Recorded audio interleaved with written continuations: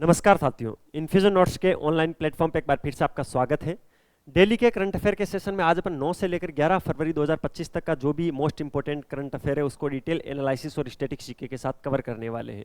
Sunday को अपनी class नहीं होती है, मंडे को क्लास होती है, लेकिन इस मंडे को क्लास क्यों नहीं हो पाई? क्योंकि आपको पता होना चाहिए अभी राजस्थान में एक आरएस का एग्जाम हुआ था, राजस्थान का स्टेट पीसीएस का एग्जाम हुआ था, जिसके अंदर इन्फ्यूजन नोट्स के नोट्स में से कितने क्वेश्चन एज इट इज पूछे गए थे उस पर अपनी क्लास थी। जो क्लास मैंने इस यूट्यूब चैनल पे डाल दी, आपने देखी होगी। उसमें आपने एक चीज़ नोटिस की होगी, नोट्स में से सारे क्वेश्चन मैच कर रहे हैं। इसके अलावा करंट अफेयर के लिए मेरी जो डेली राजस्थान और इंडिया करंट अफेयर की क्लास हो रही है उसमें से सिंगल क्वेश्चन बाहर नहीं गया था, एक एक क्वेश्चन मैंने आपको मैच करवाया था। इसीलिए मैं आपको प्रतिदिन बोलता हूँ, आप किसी भी गवर्नमेंट एग्जाम की तैयारी कर रहे हो, प्रत्येक एग्जाम की दृष्टि से ये क्लास बहुत इंपॉर्टेंट होती है। इसलिए आप डेली की डेली करंट अफेयर की क्लास ले लिया करो। इसकी पीडीएफ बिल्कुल फ्री ऑफ कॉस्ट है। पीडीएफ कैसे मिलेगी वो अपन इस क्लास के अंत में बात करेंगे। चलिए पहले आज की क्लास को शुरू कर लेते हैं। पहला क्वेश्चन क्या है? भारत के पहले स्वचालित जैव चिकित्सा अपशिष्ट उपचार संयंत्र जिसका नाम है सर्जनम, उसका उद्घाटन किसने किया है? सर्जनम का उद्घाटन हुआ था, डॉक्टर जितेंद्र सिंह ने इसका उद्घाटन किया था। ऑप्शन नंबर 2 इस क्वेश्चन के परिप्रेक्ष्य में राइट ऑप्शन है। ठीक है, तो ध्यान रखना है, डॉक्टर जितेंद्र सिंह ने एम्स नई दिल्ली में भारत के पहले स्वचालित जैव चिकित्सा अपशिष्ट उपचार संयंत्र जिसका नाम रखा गया है सर्जनम, उसका उद्घाटन किया है। ठीक है, तो ये इंपॉर्टेंट चीज है। इसका विकास किसने किया, आपसे ये पूछा जा सकता है। तो CSIR NIIST जो तिरुवनंतपुरम के अंदर है उसने इसको विकसित किया है। ठीक है, पर्यावरण के अनुकूल ये अपशिष्ट को निपटारा करने में फायदा देगा और ये एक स्थायी अपशिष्ट प्रबंधन का साधन बन गया है। ठीक है, और इससे पहले आपको पता है अपशिष्ट से धन पहल पहले से चल रही है। इसके अंदर एक्चुअल में होगा क्या, हॉस्पिटल के अंदर जितना भी वेस्ट निकलता है, जैसे आप सुई लगवाते हो तो उसका इंजेक्टर है, फिर वो वेस्ट है, उसका कोई मतलब नहीं है।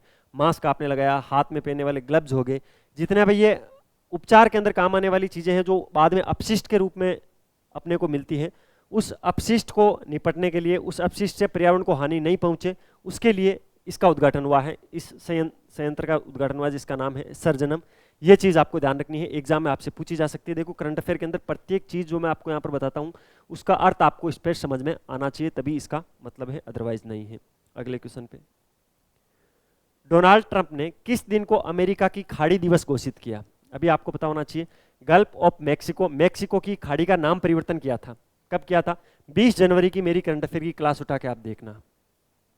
कब? 20 जनवरी को करंट अफेयर में मैंने आपको पढ़ाया था कि जो मैक्सिको की खाड़ी है, गल्फ ऑफ मैक्सिको है, उसका नाम डोनाल्ड ट्रंप ने चेंज कर दिया है और उसका नया नाम रखा था अमेरिका की खाड़ी। अब इस मुद्दे को और आगे बढ़ाते हुए डोनाल्ड ट्रंप ने कहा कि अमेरिका की खाड़ी दिवस भी हम घोषित कर रहे हैं। 9 जनवरी को प्रतिवर्ष हम अमेरिका की खाड़ी दिवस मनाएंगे। ये नया दिवस है और काफी राजनीतिक रूप से चर्चाओं में, इसलिए करंट अफेयर में इंपॉर्टेंट है। डोनाल्ड ट्रंप ने मैक्सिको की खाड़ी का नाम बदलते हुए उसके बाद में 9 फरवरी को क्या किया है, एक घोषणा की है, आधिकारिक घोषणा पत्र पर उन्होंने सिग्नेचर करके घोषणा की है कि 9 फरवरी को आज से हम अमेरिका की खाड़ी दिवस के रूप में इसको मनाएंगे। 20 जनवरी इसका नाम चेंज हुआ था। ठीक है, ध्यान रखना है, इसका नया नाम अमेरिका की खाड़ी, किसका नाम रखा गया? ये गल्फ ऑफ मैक्सिको, मैक्सिको की खाड़ी का नाम है। और जो गूगल मैप है उस पर भी चेंज हो गया है, इसीलिए ये उस दिन मुद्दे में था। मैंने ये पढ़ाया था आपको कि जो गूगल मैप है उस पर भी जो अमेरिका की खाड़ी है नया नाम आ गया है, गल्फ ऑफ मैक्सिको की जगह। अगला, ICC भारत बनाम इंग्लैंड मैच में, जो कि आज मैच होने वाला है, उस मैच के दौरान कौन सा अभियान शुरू करेगा? आज जो भारत और इंग्लैंड के मध्य जो मैच होने वाला है उसके अंदर ICC जो इंटरनेशनल क्रिकेट काउंसिल है वो एक नया अभियान शुरू कर रही है और उस अभियान का नाम है अंग दान करें जीवन बचाएं। मोस्ट इंपोर्टेंट, 3 स्टार कर लेना इस क्वेश्चन को। ICC 12 फरवरी 2025 को अहमदाबाद के अंदर जो भारत और इंग्लैंड के बीच में तीसरा वनडे होगा, जो सीरीज चल रही है, जो भारत ने जीत लिया, दूसरा वनडे भी जीत लिया है, उसके अंदर अंग दान करे जीवन बचाए जागरूकता अभियान शुरू करने वाला है। ICC का प्रमुख है वर्तमान में जे शाह, उन्होंने इस पहल की घोषणा की है और उन्होंने बताया है कि हम सामाजिक बदलाव को प्रेरित करेंगे खेल के माध्यम से। ठीक है, तो सामाजिक बदलाव में खेल की भूमिका पर उन्होंने प्रकाश डाला था। ठीक है, इस अभियान में लोगों को अंगदान करने के लिए प्रोत्साहित किया जाएगा, अंगदान के फायदे बताए जाएंगे और कैसे कोई एक निर्णय ले कि मैं अंगदान करूंगा, उन सभी चीज़ों पर बात की जाएगी। तो इंपॉर्टेंट है, अंगदान करें जीवन बचाएं अभियान है वो ICC शुरू कर रहा है। 12 फरवरी को भारत और इंग्लैंड के मध्य जो मैच होगा उसके अंदर इसको शुरू किया जाएगा। अगला क्वेश्चन, सार्वजनिक सेवा में CA पुरस्कार 2025 किसे प्रदान किया गया? कौन सा पुरस्कार? CA पुरस्कार 2025 ये दीपक केडिया को दिया गया। भाई ऑप्शन नंबर 2 इस क्वेश्चन के परिप्रेक्ष्य में राइट ऑप्शन है। NSG के महानिरीक्षक है दीपक कुमार केडिया और इनको 1 फरवरी 2025 को ICI ने सार्वजनिक सेवा में CA पुरस्कार दिया है। ये चीज़ आपको ध्यान रखना है। इससे पहले इनका नाम मैंने आपको पहले भी पढ़ाया था, दीपक केडिया का नाम कब पढ़ाया था? गणतंत्रता दिवस पर विशिष्ट सेवा के लिए राष्ट्रपति पदक से इनको सम्मानित किया गया था। उस टाइम मैंने आपको पढ़ाया था, 26 जनवरी की जो क्लास थी उस दिन आप देखना, 27 जनवरी को जो मैंने क्लास ली थी उसमें मैंने आपको पढ़ाया था कि गणतंत्र दिवस पर विशिष्ट सेवा के लिए राष्ट्रपति पदक से सम्मानित किया गया है दीपक केडिया को। और अब इनको नया एक सीए पुरस्कार मिला है 2025 का। ठीक है, इन्होंने सीए कर रखा है, सीएस कर रखा है, सीएमए कर रखा है, एलएलबी कर रखा है। ठीक है, गृह मंत्रालय के अंदर इन्होंने बहुत ही अच्छे अच्छे काम कर रखे हैं और वर्तमान में ये एनएसजी के महानिर्देशक के नाम है दीपक केडिया और इनको नया पुरस्कार दिया गया है सीए पुरस्कार 2025। ये चीज आपको ध्यान रखना है। ठीक है, नेक्स्ट क्वेश्चन, 38वें राष्ट्रीय खेल जो कि भी आपको पता है उत्तराखंड के अंदर चल रहे हैं। आरएस के अंदर एक क्वेश्चन आया था, इससे पहले मैंने आपको अच्छे से इसको करवा रखा था। तो 38वें राष्ट्रीय खेलों में स्वर्ण पदक जीतने वाली लवलीना बोरगोहेन किस खेल से संबंधित? तो आप लवलीना को जानते हो, लवलीना किस खेल से है? लवलीना मुक्केबाज है। ऑप्शन नंबर 2 इस क्वेश्चन के अंदर राइट ऑप्शन है। इंपॉर्टेंट चीज ये है, मुक्केबाज लवलीना ने 38वें राष्ट्रीय खेलों में महिलाओं के 35 किलोग्राम वर्ग के अंदर गोल्ड मेडल जीता है। इनकी अगर कैटेगरी आपसे पूछ ले तो इन्होंने इस बार 35 केजी के अंदर जीता है। और खेल कौन सा है? तो ये मुक्केबाज की खिलाड़ी है। ठीक है, इसके अलावा कल इंपॉर्टेंट पदक और जीते गए थे जिसके अंदर शिव थापा ने पुरुषों के अंदर 63.5 किलोग्राम कैटेगरी के अंदर गोल्ड मेडल जीता था। 63.5 किलोग्राम जो पुरुषों का इवेंट था उसके अंदर शिव थापा ने रजत पदक जीता था। और इसके अलावा जो अंकुशिता बोरो है उसने 66 किलोग्राम के अंदर गोल्ड मेडल जीता था। यह चीज आपको ध्यान रखनी है। इसके अलावा अगर अन्य विजेताओं की बात करें तो कल किन किन्होंने जीता है? जैस्मिन लेम्बोरिया ने पदक जीता है, कल निवेदिता ने पदक जीता है। सबसे इंपॉर्टेंट, कल एक टेली आई थी जिसको आपको याद रखना है। टेली क्या है? अभी तक सबसे टॉप पर है सर्विसेज की टीम। सर्विसेज की टीम ने कल तक 66 पदक जीत लिए थे। कितने? 66 पदक जीत लिए थे। और दूसरे स्थान पर है कर्नाटक की टीम जिसने 58 पदक जीते हैं। यह चीज आपको ध्यान रखनी है। गोल्ड मेडल किसने जीता है? 75 किलोग्राम मुक्केबाजी वर्ग के अंदर लवलीना बोहेरगोहेन ने जीता है। इसके अलावा शिव थापा ने पुरुषों के 63.5 किलोग्राम वर्ग के अंदर रजत पदक जीता है। यह चीज आपको ध्यान रखना है। नाम लिख देता हूं, शिव थापा। पदक कौन सा जीता है? रजत पदक। इसके अलावा सर्विसेज की टीम अभी टॉप पर है। इस टेबल के अंदर 66 पदक टोटल सर्विसेज की टीम ने जीते हैं। दूसरे नंबर पर कर्नाटक की टीम है जिसने 58 पदक जीते हैं। ये सारी चीजें आपको ध्यान रखनी है। अब चलते हैं नेक्स्ट क्वेश्चन पे। आज का अपना अगला क्वेश्चन क्या है?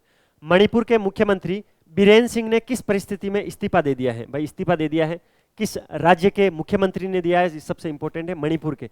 मणिपुर के मुख्यमंत्री हैं बीरेन सिंह।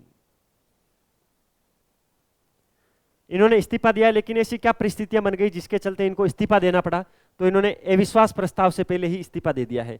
सदन के अंदर इनको सूचित किया गया था कि आपके खिलाफ हम अविश्वास प्रस्ताव लेके आएंगे। इससे पहले इन्होंने कहा कि मैं तो मेरे पद से इस्तीफा देता हूं, आप जानो आपका अविश्वास प्रस्ताव जानो।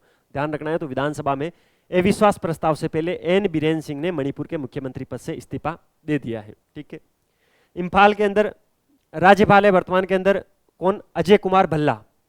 उनको इन्होंने ये अपना इस्तीफा सौंपा है। इस्तीफा देने गए तो सबसे इंपॉर्टेंट उनके साथ कौन थे? संबित पात्रा थे। संबित पात्रा को आप जानते हो। इसके अलावा ए शारदा देवी भी इनके साथ थी और इन दोनों के साथ मिलकर इन्होंने इस्तीफा दिया है। ठीक है, बीरेन सिंह 2017 से, कब से? 2017 से मणिपुर के मुख्यमंत्री हैं और ये 12वें मुख्यमंत्री है मणिपुर के। ये चीज आपको ध्यान रखनी है। मणिपुर के 12वें मुख्यमंत्री 2017 से ही मुख्यमंत्री है। सदन में अविश्वास प्रस्ताव से पहले इन्होंने इस्तीफा दे दिया है। एन बीरेन सिंह इनका पूरा नाम है। मणिपुर के मुख्यमंत्री थे, लेकिन अब इन्होंने अविश्वास प्रस्ताव का खतरा लगा इनको लगा अविश्वास प्रस्ताव सदन में आ रहा है और ये पास हो सकता है। इससे पहले इन्होंने क्या कर दिया? इस्तीफा दे दिया है। ये चीज आपको ध्यान रखनी है। देखो, इस क्लास के अंदर जो भी चीजें मैं आपको पढ़ा रहा हूं सबसे इंपॉर्टेंट है आपके समझ में आ रही है कि नहीं आ रही है। सबसे चीज इंपॉर्टेंट ये है। अगर नहीं आ रही है तो आप मुझे कमेंट बॉक्स में बता दिया करो, मैं उसमें परिवर्तन करने की कोशिश करूंगा। आपको जिस चीज की रिक्वायरमेंट होगी वो चीज हम प्रोवाइड करवाने की कोशिश करेंगे। ये नंबर है 9887809083। आपको इस पर कॉल या मैसेज करना है कि सर आपकी जो डेली करंट अफेयर की क्लास होती है उसके हमें पीडीएफ चाहिए। डेली की डेली क्लास के बाद में पीडीएफ आपको फ्री ऑफ कॉस्ट मिल जाएगी। व्हाट्सएप पे एक बार मैसेज करना है, फिर आपको डेली फ्री मिलेगी। ठीक है, इसके अलावा अगर आपको इस वीडियो की क्वालिटी, कंटेंट की क्वालिटी और हमारी मेहनत अच्छी लग रही है तो लाल वाला बटन दबाकर चैनल को सब्सक्राइब जरूर करना, बेल वाला आइकन प्रेस कर दिया करो। इससे क्या होगा? नए वीडियो की नोटिफिकेशन सबसे पहले आपको मिलेगी और हमें मोटिवेशन मिलेगा। अच्छे अच्छे कमेंट करते हो तो हमें अच्छा लगता है। इसके अलावा देखो, डेली के डेली क्लास मिल रही है आपको करंट अफेयर। करंट अफेयर के लिए कहीं नहीं भटकना है। आरएस का जो इस बार का पेपर आया था ना, वो यूपीएससी से खतरनाक पेपर था। उसमें भी अपना करंट अफेयर का सिंगल क्वेश्चन बाहर नहीं गया। सारे question as it is match हुए हैं। कुछ क्वेश्चन तो ऐसे थे जो मैंने 2-2, 3-3 बार करवा रखे थे आपको, रिवीजन के चलते वो सीधे सीधे पूछ लिए गए। ठीक है, इसीलिए डेली की डेली करंट अफेयर की क्लास ले लिया करो और राजस्थान की भी ले लिया करो। अगला क्वेश्चन, मेमून आलम जो कि एक IRS अधिकारी है, उनको किस मंत्रालय में निर्देशक के रूप में नियुक्त किया है? भाई जो इस्पात मंत्रालय है उसके नए निर्देशक के रूप में मेमून आलम को नियुक्त किया गया है।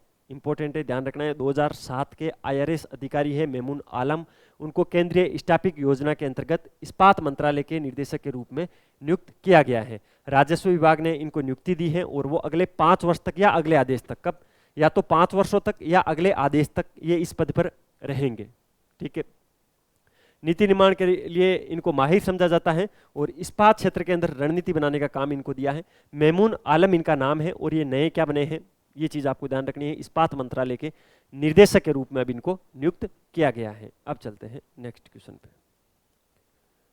तीसरे AI यानी आर्टिफिशियल इंटेलिजेंस एक्शन शिखर सम्मेलन की मेजबानी किस देश ने की? पहले मैंने ये पढ़ा रखा है भाई, आपको ध्यान होना चाहिए। सबसे पहले मैंने ये क्वेश्चन, जब इसके बारे में थोड़ी बहुत बातें उठने लगी थी तभी मैंने आपको पढ़ा दिया था। पेरिस के अंदर होने वाला है। पेरिस कहाँ पर है?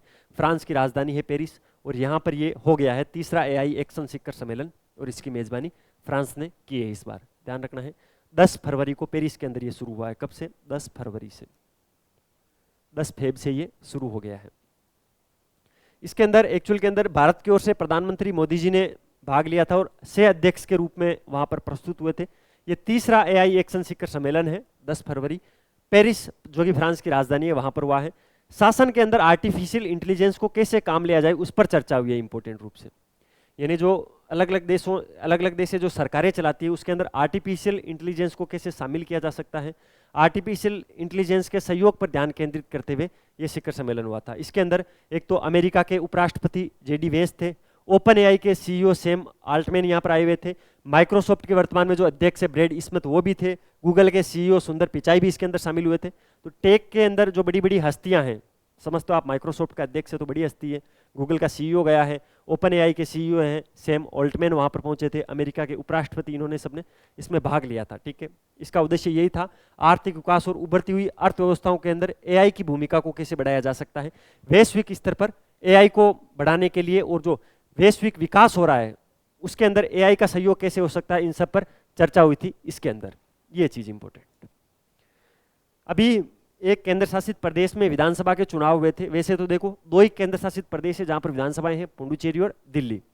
दिल्ली के अंदर हुआ क्या था, 32 वर्षों के बाद दिल्ली विधानसभा चुनाव में जीत हासिल करने वाली पार्टी कौन सी है? 32 वर्षों बाद भाजपा वापस आई है भाई, बीजेपी वापस आई है दिल्ली में, भारतीय जनता पार्टी जिसको शॉर्ट में बीजेपी या भाजपा बोला जाता है। 32 सालों बाद बीजेपी का राज दिल्ली में वापस आया है। देखो दिल्ली के अंदर 70 विधानसभा सीटें हैं, इसका मतलब बहुमत का आंकड़ा लाने के लिए आपको 35 सीटों पर विजयी होना, 36 पर, बहुमत में आधे से एक ज्यादा होती है ना, तो 36 सीटों पर आपको 36 सीटें जीतनी होगी तब आपको बहुमत मिलेगा। लेकिन भाजपा ने कितनी, 48 सीटें जीत ली है। 48 सीटों पर प्रचंड बहुमत के साथ भाजपा ने दिल्ली में सरकार बनाई है। और सबसे इंपॉर्टेंट चीज यह है कि जो राहुल गांधी की कांग्रेस पार्टी है उसने कितनी सीटें हासिल की हैं, तो दिल्ली में 0 का आंकड़ा क्रॉस नहीं कर पा रही है कांग्रेस। इसके अलावा जो बाकी सीटें बची थी, 22 सीटें इसके अलावा बचती है ना, 48 22 70, ठीक है, 22 सीट जो बचती है वो जीती है आपने, आप यानी आम आदमी पार्टी, केजरीवाल की जो पार्टी है वो दूसरे नंबर पर रही है आम आदमी पार्टी। लेकिन पिछले 10 सालों से रूलिंग पार्टी रही है आम आदमी पार्टी। केजरीवाल पहले मुख्यमंत्री थे, ठीक है, उसके बाद में इनको जेल जाना पड़ा, फिर आतिशी को मुख्यमंत्री बनाया गया दिल्ली का।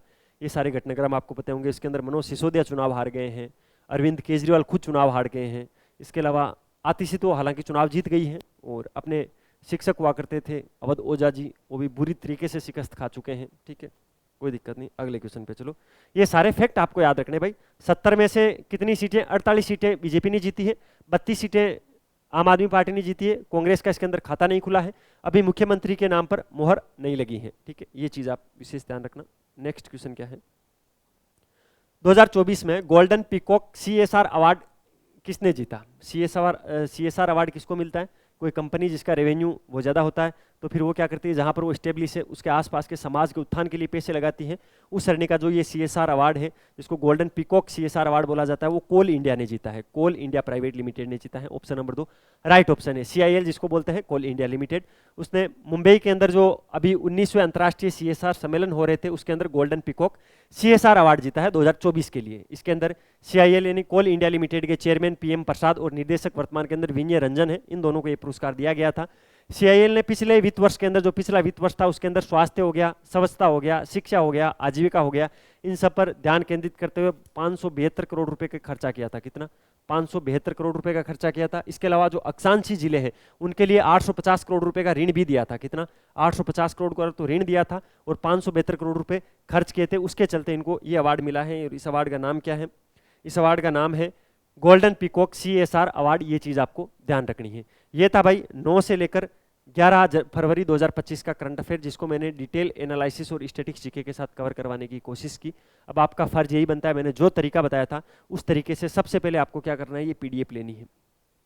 बाकी वीडियो को लाइक वाइक कर देना, चैनल को सब्सक्राइब कर देना, अपने दोस्तों के साथ शेयर कर देना। मिलते हैं कल फिर नए सेशन के साथ। तब तक अपनी तैयारी जारी रखो, अपने स्वास्थ्य का ध्यान रखो। Take care. जय हिंद।